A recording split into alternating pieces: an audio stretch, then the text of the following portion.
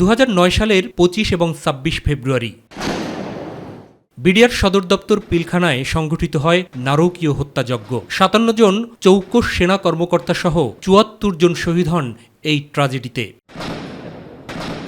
24-এর ছাত্র জনতার গণ অভ্যুত্থানের পর 25 ফেব্রুয়ারি পালিত হচ্ছে জাতীয় শহীদ সেনা দিবস হিসেবে।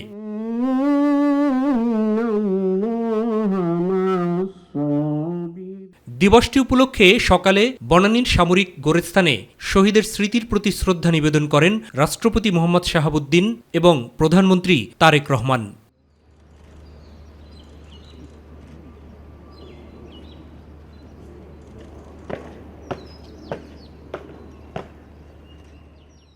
রাষ্ট্রীয় আচার অনুযায়ী শ্রদ্ধা নিবেদনের পর শহীদের স্মৃতির উদ্দেশ্যে কিছুক্ষণ নীরবে দাঁড়িয়ে থাকেন এবং রুহের মাগফিরাত কামনায় ফাতিহা পাঠ করেন রাষ্ট্রপতি এবং প্রধানমন্ত্রী। পরে পর্যায়ক্রমে স্বরাষ্ট্রমন্ত্রী ছাড়াও 3 বাহিনী সহ বিভিন্ন বাহিনীর প্রধানগণও শ্রদ্ধা নিবেদন করেন।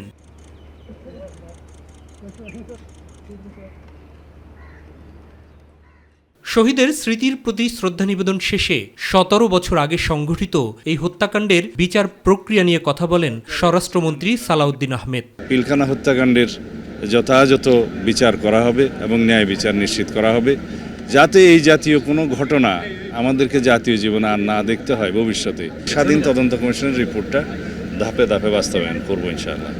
সরকারি দল বিএনপির পক্ষ থেকে মহাসচিব ও স্থানীয় সরকার মন্ত্রী মির্জা ফখরুল ইসলাম আলমগীর এবং বিরোধী দলীয় নেতা জামায়াতের আমির ডাক্তার শফিকুর রহমানও শ্রদ্ধা নিবেদন ও ফাতিহা পাঠ করেন শহীদ সেনাদের মাগফিরাত কামনায়। প্রতিহিংসা পরায়ণ হয়ে বিচারের নামে যা করা হয় তা ঠান্ডা মাথার হত্যাকাণ্ড হয়, অথবা শাস্তি দেওয়া হয়। আমরা ওটা চাই না। আমরা চাই ন্যায় বিচারটাই নিশ্চিত হোক। কেউ নির্দোষ হলে নির্দোষ হয়ে যাবে বিচারের মাধ্যমে, আর যারা সত্যিকারের দোষী তারা যেন তাদের পাওনাটা পায়, তাদের শাস্তিটা পায়। আমরা আশা করি সরকার তাদের দায়িত্ব সঠিকভাবে পালন করবে। এই দিনটি আমাদের জাতির জন্য অত্যন্ত লজ্জার এবং কলঙ্কজনক একটি অধ্যায় বলে আমরা মনে করি। এই দিনটিকে আমরা সবচেয়ে কলঙ্কজনক এই জন্য মনে করি যে এই দিনে যে চক্রান্ত হয়েছিল, যে প্রচেষ্টা হয়েছিল, যে বাংলাদেশের পুরো যে নিরাপত্তা ব্যবস্থা, সেই ব্যবস্থাকে ভেঙে দেওয়ার একটা গভীর চক্রান্ত হয়েছিল।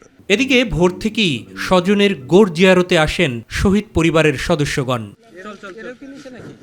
প্রকৃত অপরাধীদের শনাক্ত এবং দ্রুত বিচার প্রক্রিয়া সম্পন্ন করার দাবি ছিল প্রত্যেকের মুখে। বিচার তো চাইতেছি, আজ 17 বছর যাবতে, কিন্তু বিচার তো পাইতেছি না।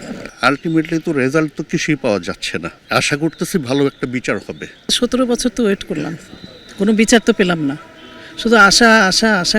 একটু মনে হয় আমাদের আশার সঞ্চার আমরা হয়েছি যে কিছু হয়তো পেতে পারি বিচারটা।